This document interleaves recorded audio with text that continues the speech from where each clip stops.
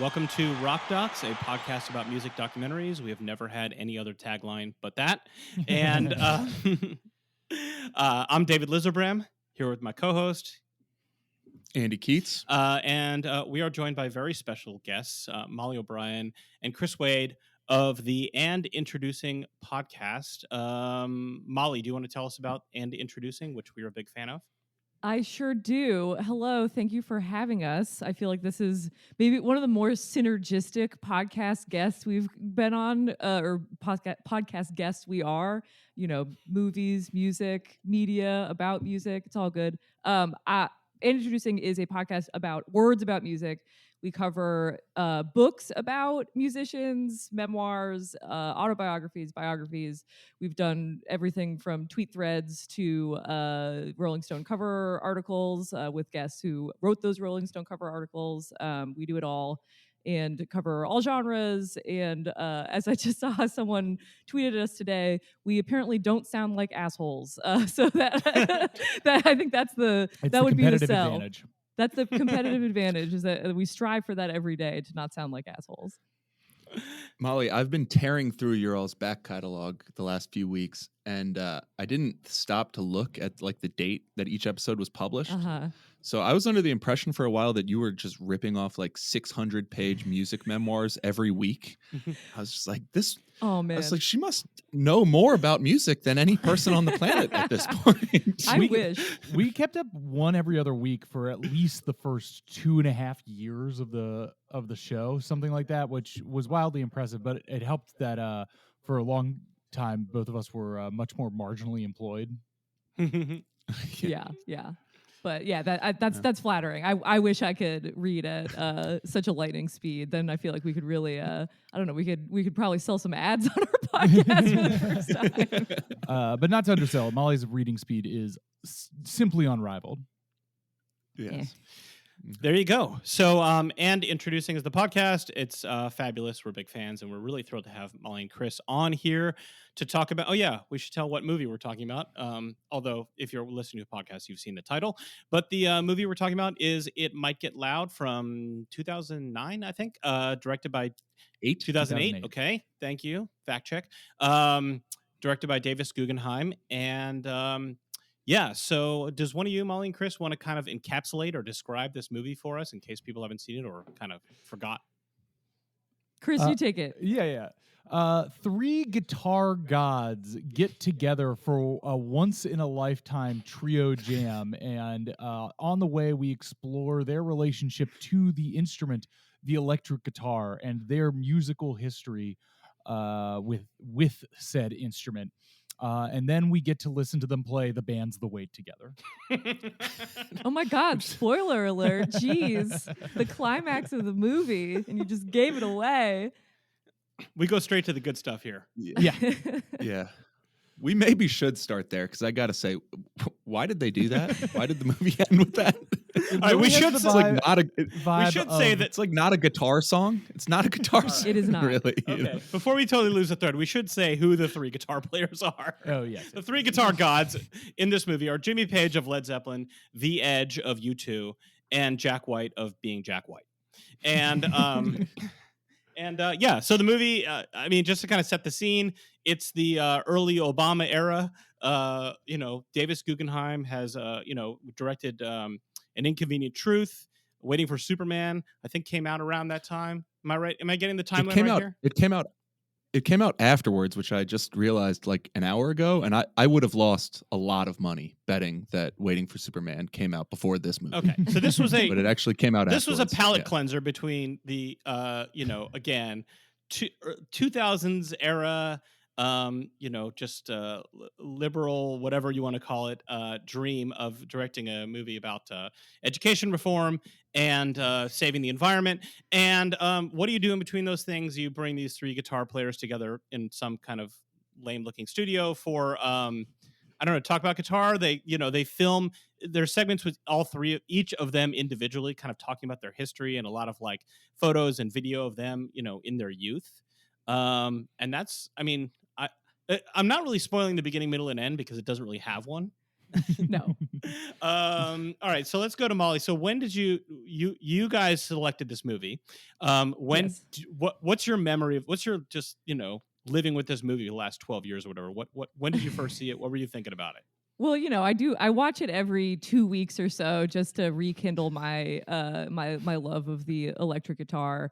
I the first time I saw this movie, which I feel like is maybe I'm not the only one. I don't know if it ever ended up on an actual cable channel, but maybe my dad bought the DVD. But I saw it with my dad when I was home from, I want to say, college, so a couple years after it had initially come out. And I remember just being like, "Oh wow, they're really trying." They're both really trying to do something and also not trying to do anything. Like it's sort of a Seinfeld style like documentary about nothing. And I looked up, I was doing a little bit of supplementary research after we watched it for me the second time a few days ago, and I was just like, how did this movie get started? And it does sound like the director basically did not direct it that much, to the point of the Jimmy Page and the other guys being like, so do you want us to practice anything? Do you want us to like pick a couple of songs that we know we're going to jam on? And he was like, nope. So I think that's how it ended up with this sort of like aimless band jamming at the end, is that it truly was just like this open-ended thing of like, what if three guitar guys? So that's what I remember vibing with at the time. But it's not, to me, it's not an unpleasant watch. It's very watch it with your dad while like he kind of works on something else and you kind of work on something else, if that makes sense. Yeah, that sounds about right. Chris, what about you? I had never seen this before. Molly just told me we're doing this for this pod, and I was like, okay, great. But I was interested to watch it because I do remember it coming out, and I remember it being kind of advertised as this, like these three legends are gonna be in the same space, sharing their relationship with rock and roll through this, century-defining instrument and the sounds it could create. And at the time it came out, like this was the kind of thing that was very interesting to me. I was not big into hagiography of like guitar gods. That seemed very, I don't know, Guitar Center core to me. But I feel like I have a more universal appreciation of rock of all kinds at this point. So I was like, yeah, sure, I'll watch these guys play.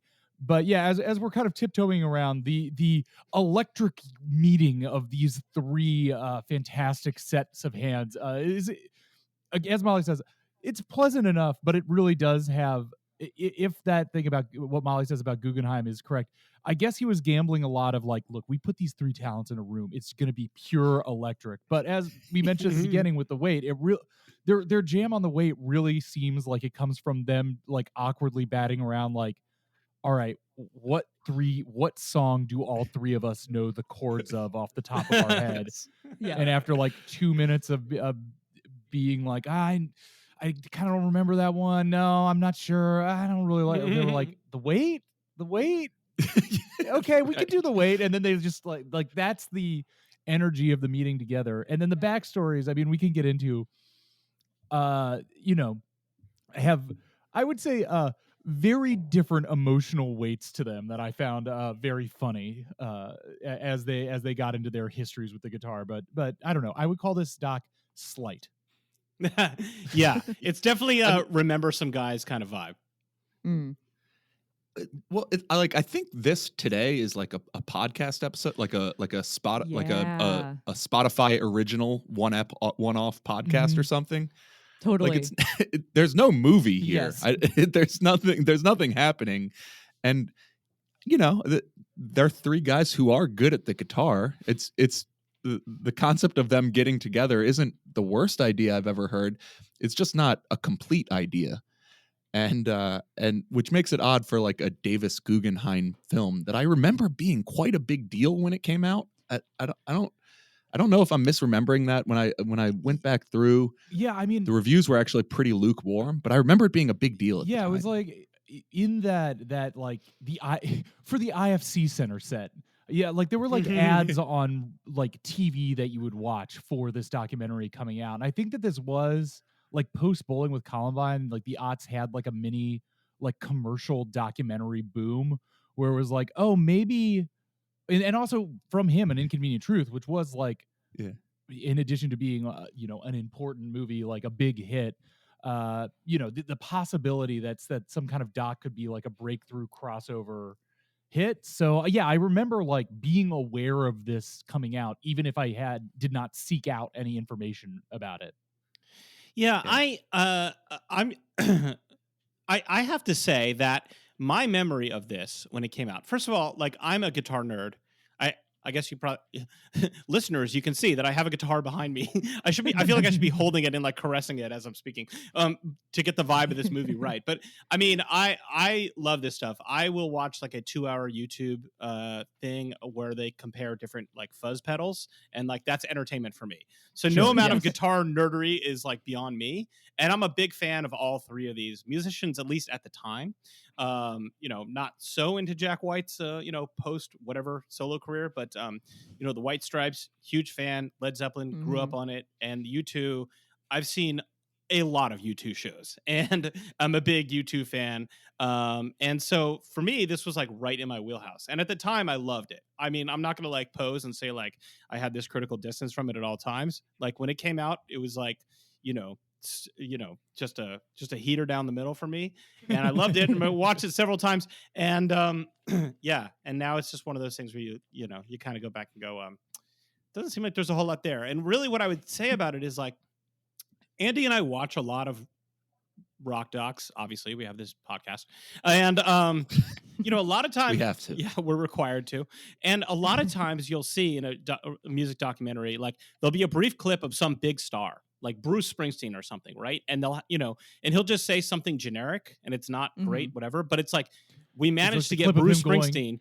This is the sound that changed everything. You have to Exactly. It's like understand, at this time, blah, blah, blah was nothing like anything else on the radio right now. Right, exactly. Like the band, man, they're just called the band because they were the band. And it's like we managed to get Bruce. We're going to like have his face in the trailer. We told our investors we got Bruce, we're going to get Bruce Springsteen on here. We didn't get anything, but we just got to throw him in, and it's not really going to hurt the movie. Imagine if that was the whole movie.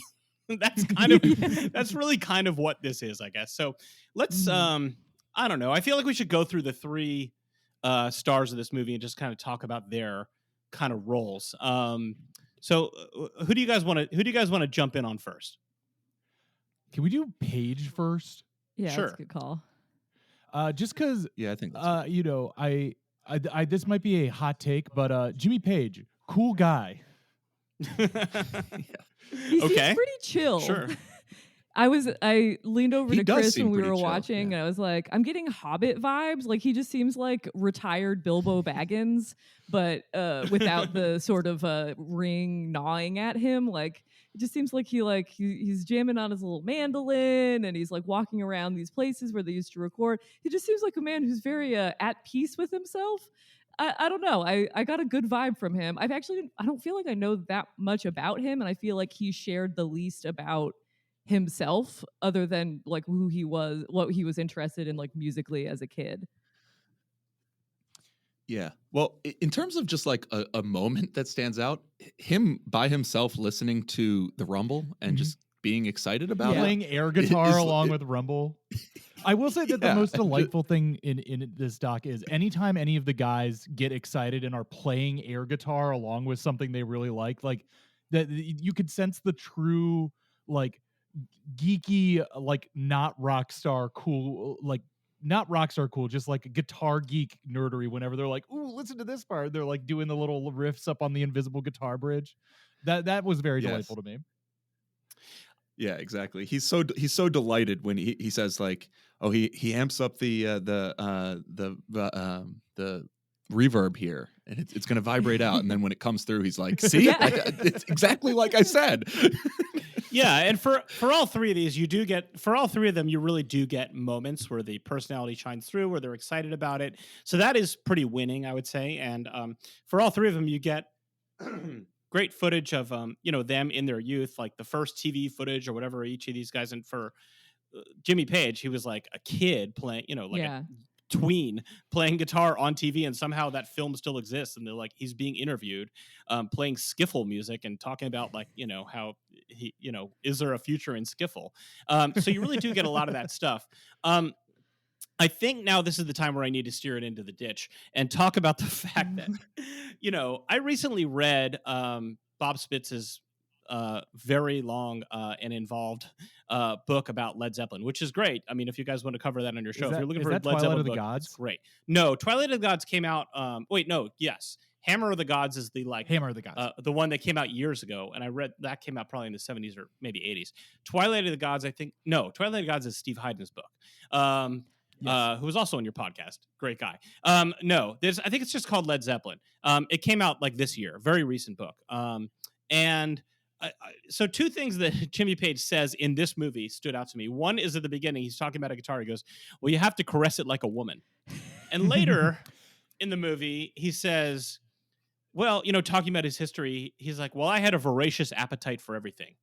And those both stood out to me because reading this book, Jimmy Page, when he was in Led Zeppelin, would just seek out very young girls and have sex with them. And I'm talking about 14-year-olds was the range.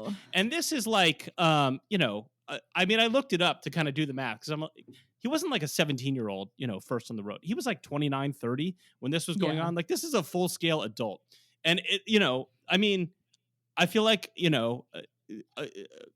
I feel like the farther away we get from these things, the less excusable that kind of stuff is. But I mean, I'm a huge Led Zeppelin fan. The first 5 albums, I've listened to each of them 7,000 times. I've read a lot about him, and I love his guitar playing.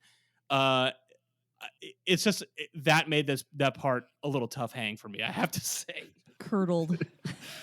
Yes. Curdled We'll Hobbit cut vibes. out the part where I see seems like a cool guy. He gives off a cool vibe. He gives off a Well, cool I'm vibe. I'm sure he's quite pleased with himself then after his many years of enjoying things, let's say. That's unfortunate. Yeah. Was that Yeah. a reported out biography that was a bunch of people talked about what happened with this dude? Yeah, I mean, I don't think any of the facts in this book are really in dispute. And none of it is necessarily new information. It's just recontextualized where it's 40 years ago, it was oh man, look at all these crazy things Led Zeppelin did. And now you could read the same book or the same, reporting and be like, oh, look at all the crazy things Led Zeppelin did. And specifically Jimmy Page. Seems not like a good dude.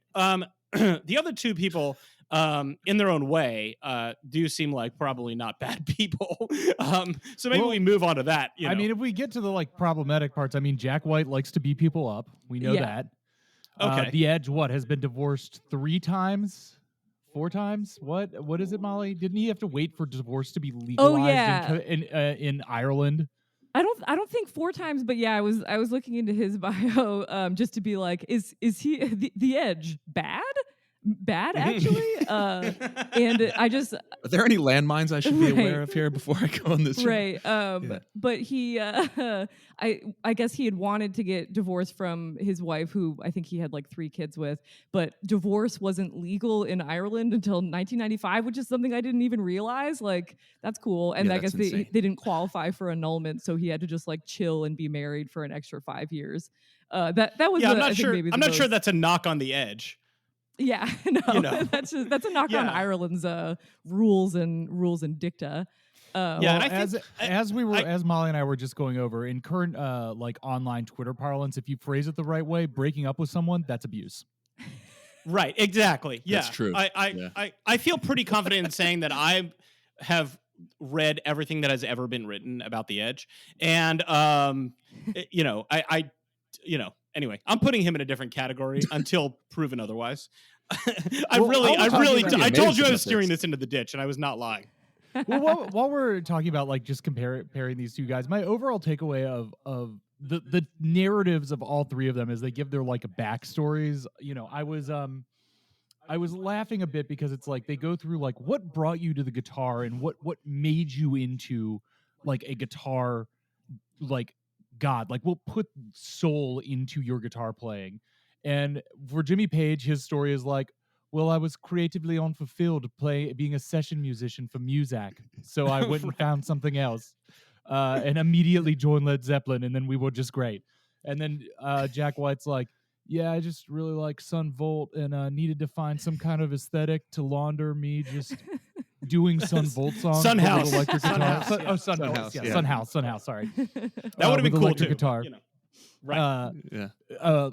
Find some aesthetic to launder doing Sun House songs with electric guitar.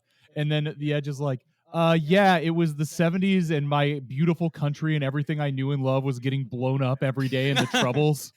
And so I needed to find some way to express that. Right, before I died in a car little bombing. more like emotional weight than the other two. But it was all edited Yeah, side by side. Like the actual editing of this documentary just kind of like, I'm sure there's some sort of logic to it, and I guess maybe I felt somewhat kind of carried along through the non-narrative, but at a certain point it did kind of feel like they sort of just put everyone's shit in a blender, and so it was just like, yeah, not Robert Plant, Jimmy Page just being like, Muzak, it was so horrible, and then just like shots of like bombed out like Irish towns. I'm like, yeah, it's like not quite the same thing, but like I can see how, problematic for both of you. Well, and that's like part of what's so odd about this movie is that like it's all framed around this confab that they've put together where nothing happens. Yeah. I mean, they sit around for who knows how long and talk, and like we get the best stuff presumably that happened in that conversation, and absolutely every word of it is forgettable. Yeah. Yes. Like there's no exchange that barely happens in on it. that soundstage. I feel like the actual summit is like 4 minutes of a like over 90-minute movie. Yeah, it's almost not there at all. How long And so do you they guys just think depart. they actually recorded in there? I would love to know. They had that. 2 days. That's what I read. But I don't. It wasn't I mean, like they 2 had to full have days. knocked off. Yeah. Yeah, they had to have knocked off early each of those days. They had to Just build like, out that well, whole like airplane hangar or wherever that the summit was taking place. Yeah, I mean, it's like they must have somewhere along the line been like, "Well, that didn't work, but these are 3 interesting guys. Let's just tell the story of their lives through these semi-random, like episodic, little periods." And I think that's what's so jarring as when you mentioned where it's like, oh, Jimmy Page was just asked to come in and play a lick on this, session track that was basically already written for him. And and then also Edge wrote Sunday Bloody Sunday because boy, was it a tough time in life. Yeah. And I almost think they would have been better served to just abandon the summit. Yeah. At all, like just cut it. Just like, well, that was an idea that we had that didn't work.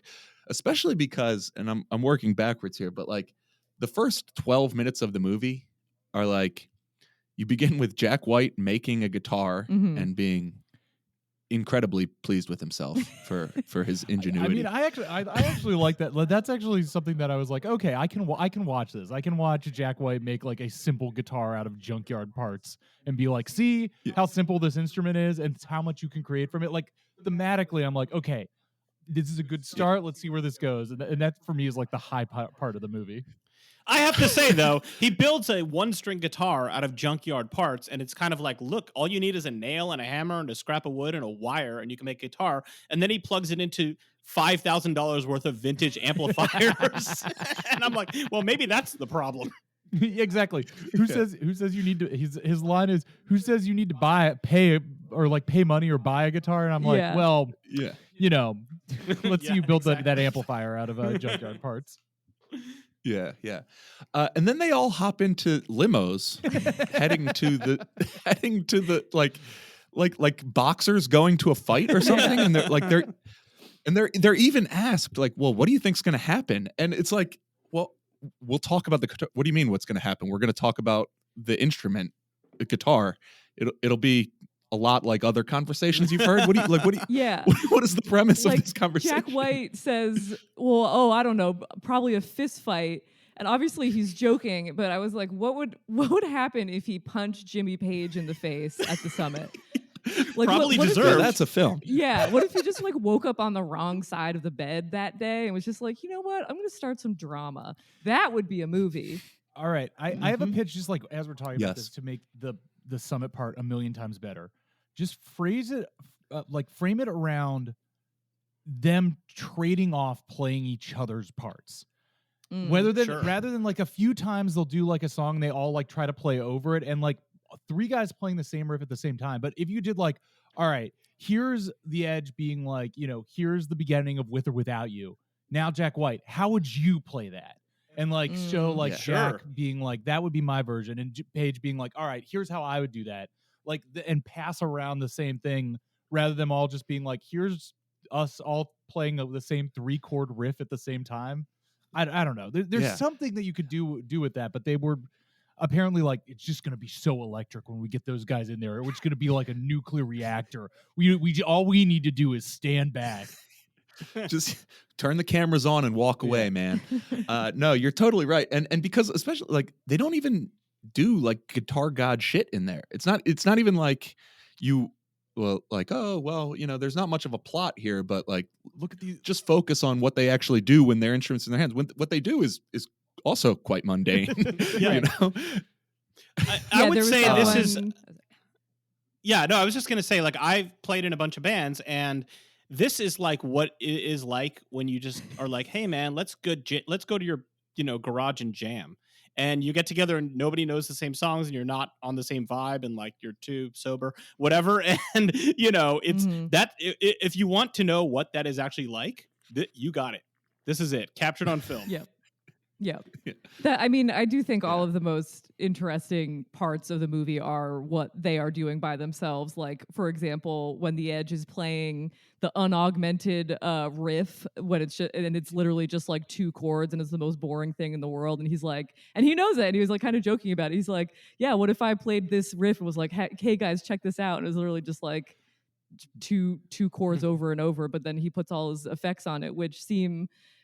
I mean, that's where I know it sounds like we've got some guitar nerds in the house tonight, but 2 hours of the Edge's guitar tech explaining what all of his like patches do, like that sounds cool to me. That sounds like a movie. I would be more interested in what the guitar tech does on a daily basis than the Edge, who seems to mostly just like chill. That's another movie. That just a movie of the guitar techs of guitar gods just being like, how does this work? Like, how do I work this through? What are the specifications? How do I keep up with this person's demands? I guess it just feels like... Yeah, in the world of you two super nerds, Dallas Shue, who's the guitar tech for the Edge and is seen in this movie, is like... Great name. Like, when before the concert starts, when like everybody is like, you see everybody setting up the equipment and, testing things, like when he comes on stage, people applaud. Because people know, like, this guy is a wizard, and he's the guy behind the guy. And with the Edge, you do get a little bit more guitar nerd stuff than the other two. Jimmy Page doesn't really say anything about playing the guitar. It's like, you'd think he would want to hear that. He wanders through the house where they recorded Led Zeppelin 4, and he talks about the thing. I mean, I had already heard this about setting up the drums in the big hallway so you get that big echoey sound for when the levee breaks. I remember hearing it as being in a silo or something. But yeah, he doesn't really talk about anything he did specifically to get a guitar sound for any of the Led Zeppelin albums. And I feel like this movie, it's in a middle ground for no one, where it's like maybe too nerdy for a broad audience, but not specific enough for people who are like, give me the hardcore guitar shit. Let me hear your models. Let me hear how you augmented them. Let me hear your customizations. Show me all your pedals. None of the Edge approaches that, and he's like bashful of it, being like, "Oh no, shucks, this is too complicated to get into. I don't want to go into all this." Yeah, that's true. His little the part Molly mentioned about him playing that section without any augmentation. That's like maybe the best part of the movie. That's certainly the scene that I think stands out to me. There's one other scene, and I'll defer to you guys as actual musicians.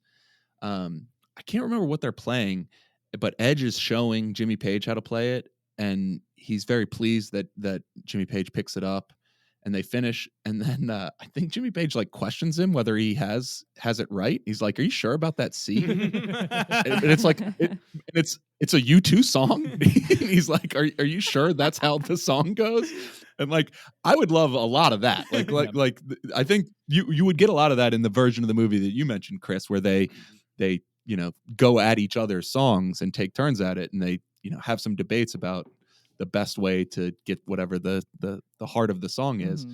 Yeah, it's a real charming, but I don't charming know. little moment where yeah, I know exactly what you're talking about. Where Paige is like, and then it resolves to the C, and he's like, yeah, it's a C, but I finger it like a D, and he's like, okay, I see, you know. Yeah, Yeah, I yeah.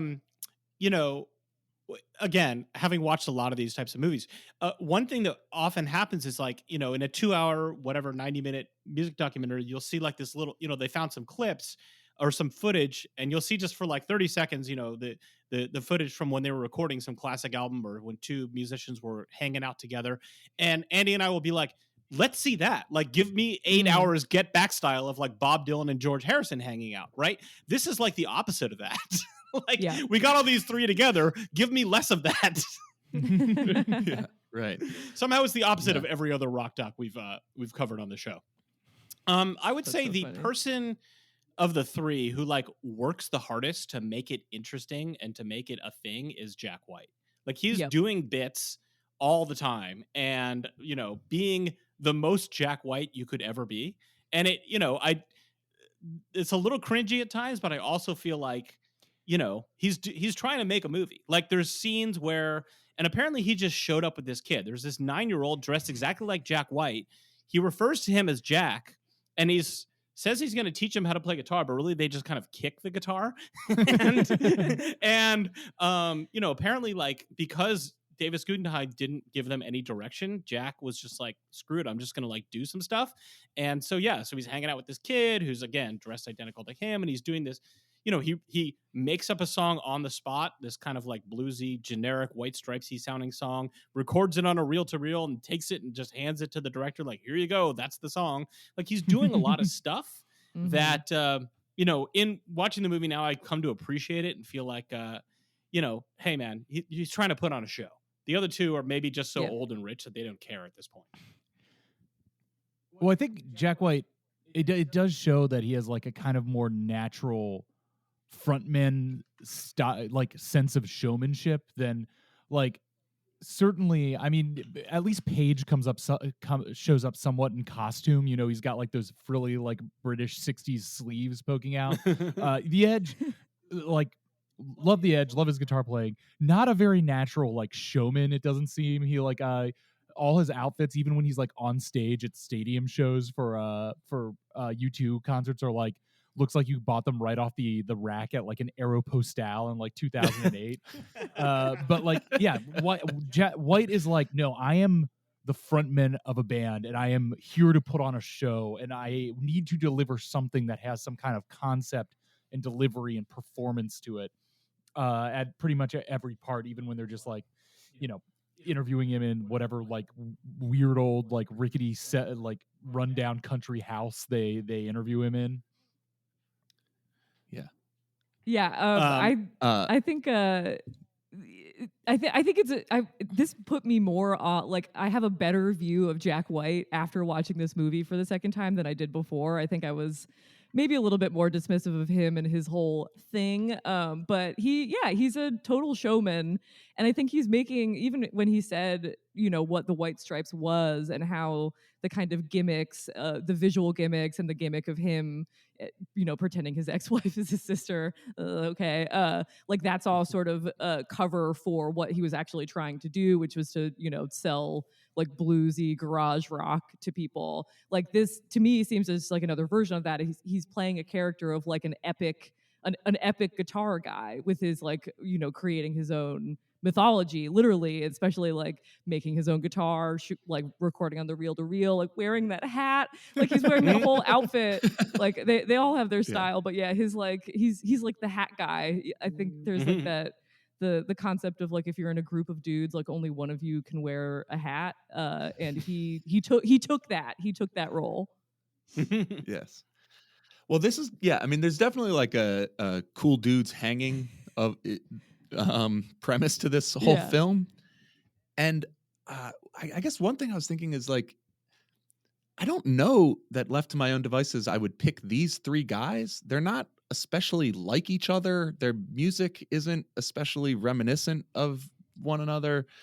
They like don't fit into the same band dynamic, really. Like, the only unifying theme is that they have played a guitar, and then it definitely seems like I guess the structure is supposed to be 3 different eras, Mhm. but it's not like anyone without this film had ever been like, well, that was around the time that Jimmy Page passed the torch to the Edge, Right. who would go on to pass the torch to Jack White, and then luckily that 40-year relationship was cemented by the Davis Guggenheim film. So I like how did they come to make it these 3 guys talking about this? Like I Keith mean, Richards I- wasn't available, maybe? Yeah.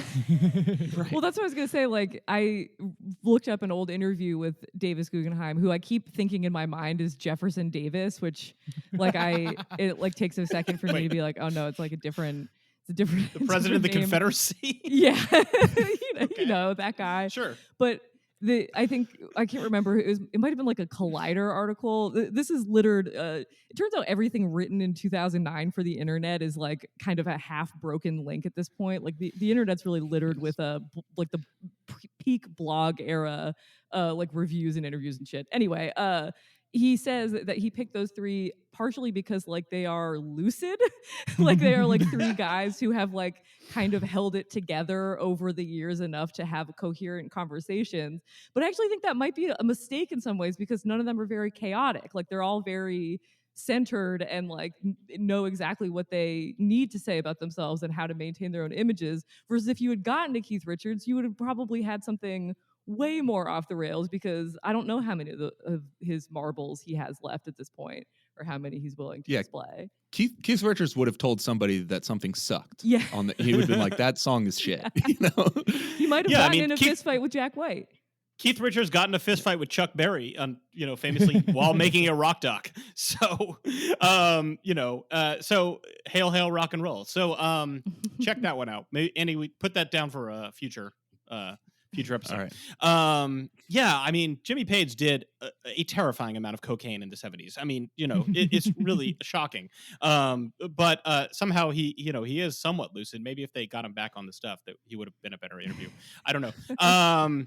But yeah, I mean, there's also like I'm just looking through some of the people on like a standard list of greatest guitarists to see what kind of chaotic energy you could have thrown in here, and I'm thinking like if they had thrown like Jay Mascis in for this, and it was just like somebody who would give you nothing of being like, so Jay, what's amazing about the electric guitar? And he's like, it plays I play real well.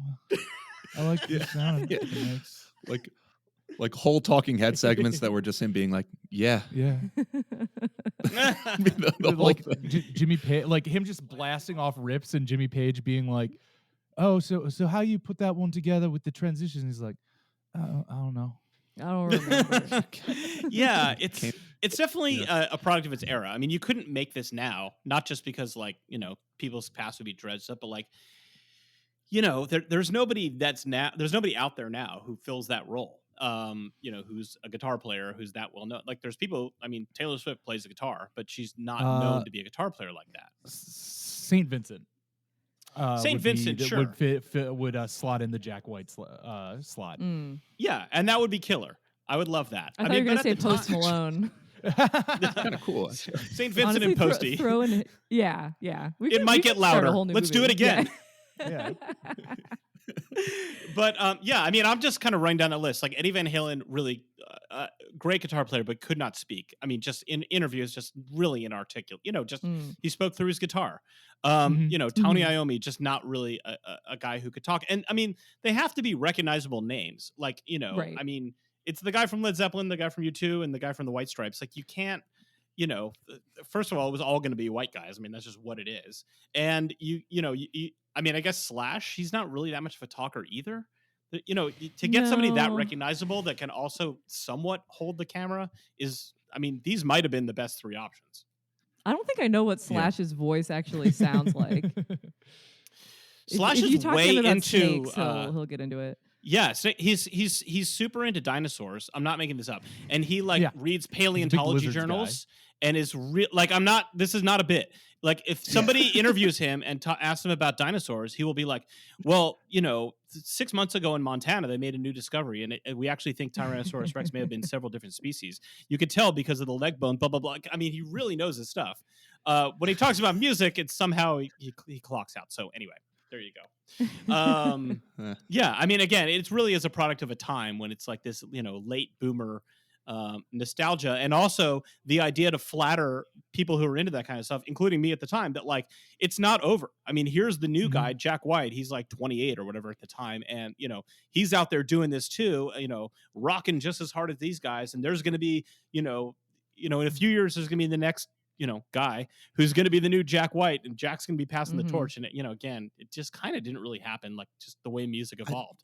I'm not hyper bullish on the whole like rock is dead, and we're certainly at a low point of the spotlighting of guitar in popular music, though I think it's still there if you know where to look for it, and you know where to find it. And even some fairly big stars like St. Vincent or Post Malone like to incorporate guitar into their stuff. Machine Gun But Kelly. I think that there is an argument to be made that perhaps in a way this film is the tombstone of a certain era of like guitar focused popular music. Like if you have to pick a moment where you're like, the guitar is now dead as the primary instrument of popular music, you could do worse than being like, it's when it might get loud came out. Yeah. Well, and I can't remember if it's Jimmy Page or Edge says something like, there were multiple eras where it seemed like guitar was becoming less prominent, and I was waiting for it to go away. And it kept not happening and reinventing itself. And I was listening to it thinking, yeah, just wait 10 years, my man. Yeah. Walk out of the preview of this movie, and then that's the moment that it happens. Part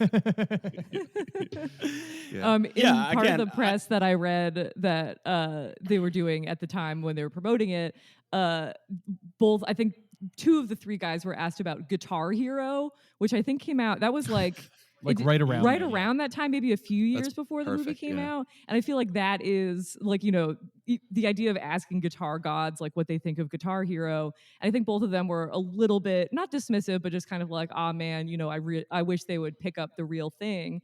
And then one of the most prominent, I would say, like guys with, he doesn't use the guitar that much in his live show, but like Post Malone learned how to play guitar because he played Guitar Hero first. So we are in like an entirely different guitar era. Like this was I think kind of the end of it. And like talk about dinosaurs slash before. These are guitar lizards who are maybe about to be preserved in some dirt. I know it must feel funny for other listeners of this show that Molly and I keep bringing up Post Malone so much in this episode about guitar heroes, but I do think it is instructive about the future of guitar. And I think the thing that brought me and Molly around so much is at the very beginning of quarantine, Post Malone did a live stream of Nirvana covers with him and Barker on drums and another guy who's on bass. But Post was both singing and playing guitar for a full like hour-long set of Nirvana covers and was doing a very, very credible job of doing both of them. That was really like, Molly and I watched this being like, oh, this will be silly. And we're like, oh no, he's actually ripping these songs. I'm like, oh, Post is credibly a guitar guy. He just doesn't spotlight that. Just as, again, I keep bringing up St. Vincent is a guitar god. She just doesn't spotlight that. So it is like a different era of that thing where you can be somebody who's like in the upper echelon of people who play guitar and are professional musicians, where you're just like, that's not my only thing. That's one of many things in my portfolio of things that makes me a good instrument. Whereas, again, The Edge, where he's great, we love him a lot, but it's like The Edge plays guitar, and that is the thing that he does. And like, if you took guitar playing away from him, there would not be much musicality coming out of like the edges of music. So I mean, I guess this post guitar era is the shattering of it being like the thing that signifies what rock music is to just one of an arsenal of things that shade and color and contour the nature of popular music. Though I do wish more songs had guitar solos still. Yeah. No, I mean, yeah, it's quite literally like the symbol of music from from the 60s through basically this movie. Yeah. And I guess it makes a certain amount of sense that it becomes just another sound that you're going to pick up when you need it in your intricately produced album that is what everybody makes now. And that actually is an interesting perspective about it that makes me feel a little bit better about the place of guitar, that it's like a healthier, incorporated sound, as opposed to just this, like, you guys had a very funny episode about fish. I'm a fish fan. Hell yeah. And like, it's where it's like the stereotype of fish is that like they make some bad music and then all of a sudden there's a guy just shredding for like 8.5 minutes and they're like, okay, the end of that song, right? Yeah. And we're progressing beyond that. Yeah, I mean, that's Steve Hyden's kind of theory in his book, is kind of that fish is where classic rock exists now.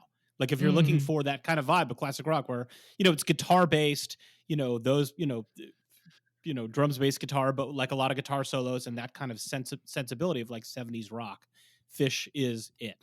I'm not defending that position, but that's Andy's job. But all right, so I was thinking like, okay, what could you do with this concept? We've kind of talked around it. If they made this movie, but instead it was Ringo, Dave Grohl, and Questlove, would that be a better movie? More interesting? Wow. More terrible? What would it be? Well, I think all three of those guys would probably have more to say than any of these three guys do. I think that the soundstage would actually maybe have some interesting conversations. I don't know what the three of them just playing drums together would really if they did the create that you could listen to. They play a White Stripes cover and it's just like, Meg White's downbeats. You gotta really bash it. But three of them three playing of them. it at once. More drums are definitely better drums. I think we can. Look, we I've can said all it agree. many times. Any band that has two drummers on stage with two drum kits on stage, it's just better than one drum kit. Yeah, two drums over it's one. always better. Three drum kits, that might be overkill, but two drum kits works. I think we don't know. 3 drum kits might work. let's just keep adding it on. Let's go to 4. I think the crucial element of that combination, I think Questlove is basically like a social guy. Like I think, at least from what I've sounded like, or what I've heard, is that like he'll just like throw parties and like get like chefs to come and like cook dinner for like celebs like at his house. Like it seems like he's basically a viber. So I can see him at least acting the role of like a stand-in director in the absence of any direction from Jefferson Davis. Sorry. Yes. Well, I think that's a funny. You picked a really good 3 analogous people there, because all 3 of those guys also seem, in that Questlove way, generally amiable in the same way that all 3 of these guys were. So, as Molly was saying earlier, that there's no element of chaos in here to like maybe generate some kind of friction or contrarian take. I kind of imagine that it would be largely a very similar movie, because I feel like they would have very similar takes on the drums. Just as all 3 of them at various points said something to the along the lines of, the guitar is like a woman. I think all 3 of them would be like, yeah, the guitar is like a rock, or the drum is like a rock. It's the foundation, it's the bass. That's you just have to be solid, but it's, in that you have to be powerful. Like I can imagine what their takes on drumming would be. I can picture that movie very, very clearly, and I don't think it would be substantially different. Even though, they all basically seem to have the same types of personalities as all 3 of those guys. I don't know. All right, I'm going to give you version 2. Which of these 3 movies do you want to see? The actual one, the drum one that I said, or Paul McCartney, Sting, and Flea? Absolutely the last one. Absolutely the last one. Yes. Okay. Bass the bass boys. version. Yes. The bass version. Yeah. Also, because I think even if they are wildly successful, like all 3 of those are, I do think that and maybe this is from experience, the bassist does have a bit of a chip on their shoulder, being like, hey, the bass is important. It's not just when I'm doing crazy slap stuff. It's not just when I'm doing like running the melody on the bass. When you don't hear the bass part, that's when the bass is the most important. Like that kind of thing.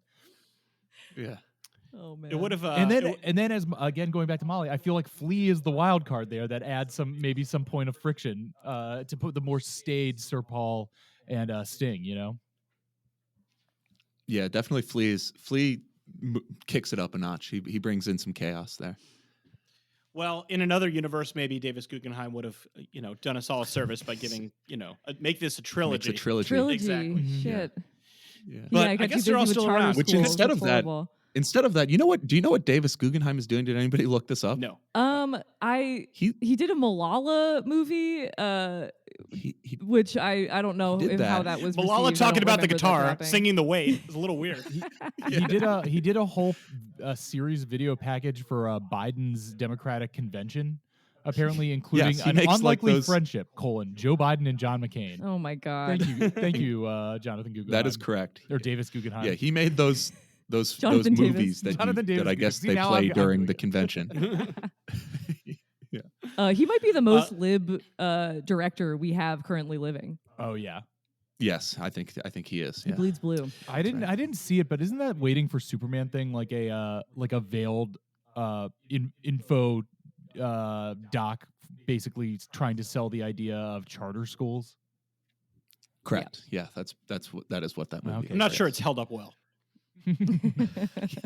Unlike it might get loud. So, okay. Inside Bill's Brain: Decoding Bill Gates, a TV miniseries documentary. Yeah. We all need to decode that, man. That's important work. I'm willing to bet without having seen that he did not get very far into decoding Bill Gates' brain in that film. I've in fact seen that, and I can confirm you're right. But it was a lot about how great their marriage is, so that held up well. Had held up as well. Thank God. Yeah, I know this probably is going to be a little bit anticlimactic, but we always end with the question: if this, if somebody's not particularly a huge fan of one of these artists, but you just wanted to recommend a movie to watch, Molly, would you recommend this movie? You know what? I would halfway recommend it as like if you need something on in the background while you're doing something else. You get the pleasing, distorted guitars sometimes soaring over the mix, and then otherwise you don't really need to like super clock it, but maybe you can tune in and tune out when you notice something especially cool. I know that's not the greatest recommendation for a motion picture, but yeah, I would give it half a thumb up, a thumb sticking sideways, pointing at something else. Yeah. Chris. No, I cannot recommend this movie. I do not think. Maybe if you somehow have access to a free version of it, just skip around to the parts where the Edge is in his personal studio. That's the only part that's even like moderately interesting. And plus, I think the Edge is of these three the most charming and potentially like likable, nice, non-problematic people. But I will also recommend something that sounded perhaps slightly better, that somebody recommended me on Letterboxd, that they recommended as having the same vibe as a Facebook page called, quote, Only True Rockers Would Know. The drum documentary Count Me In, which I have not seen, but like maybe that's the drum version of this. Maybe. All right. Andy? I'm going to throw a curveball and sort of agree with Molly. I really had a tough time for the first like 30 minutes or so. And once I settled in to the fact that there was no reason for this movie to exist and that I could kind of just go about my day and tune in for a little while. And like maybe there will be one 4.5 minute section that's kind of interesting about Jimmy Page being a session musician or Edge writing the riff for Sunday Bloody Sunday, that I enjoyed it a lot more. And at that point, I guess I would say it was basically fine. So I guess that's the half thumb as well. For Yeah, a we've movie talked about called It Might Get Loud, it is insanely unobtrusive. Yeah, exactly. Well, the key word is so might. unloud. It might get loud, but fair warning, spoiler, it does It not. doesn't get that loud, It honestly. doesn't. My lawyers required me to put might in the title. Yeah, I mean, Andy and I have talked about, the value of some rock docs that are just like kind of hanging out movies. Like you put it on, it's in the background, it's fine. It's not going to give you a bad time. And that's a valuable thing to have. I mean, I can tell you this movie, watched it, for this. And, my 5-year-old wandered in the room. He was hanging out. It was like, hey, look, there's people playing the guitar. That's a guy named The Edge. That was kind of fun. We didn't get to the part about like the troubles and car bombings, which would have been a little, interesting to explain. But for the most part, it's just a chill hang. And if you kind of look past certain things, it's just kind of a vibe. So on that level, if you're looking for that kind of thing and you just like the guitar, recommended. If you're looking for a movie that holds together in any way or has any reason for being, other than that, probably not going to go ahead and recommend it. So, but you know what I will recommend is introducing your podcast, which is fabulous. And please, stop talking to us and go read some books so you can do more episodes of introducing, because it's fabulous. It's all about books and writing about music. Wait, Molly's holding up a book. I'm holding up a book. It's a Jimmy Buffett biography. I'm not sure when this episode will come out, if it'll be out first, but we're working on some new stuff with a guy who I would not describe as a guitar hero, but definitely a hero. Definitely a hero chill of vibes. Relaxation. A Definitely vibe chill hero. vibe. Yeah. If you're looking for chill vibes, put on It Might Get Loud. Read about Jimmy Buffett, and that's a good. And listen to and introducing. Exactly. Listen and introducing. Anywhere podcasts are found. Of course, we are at Rock Docs Pod. Any other place they should find you guys? And introducing, Twitter, etc.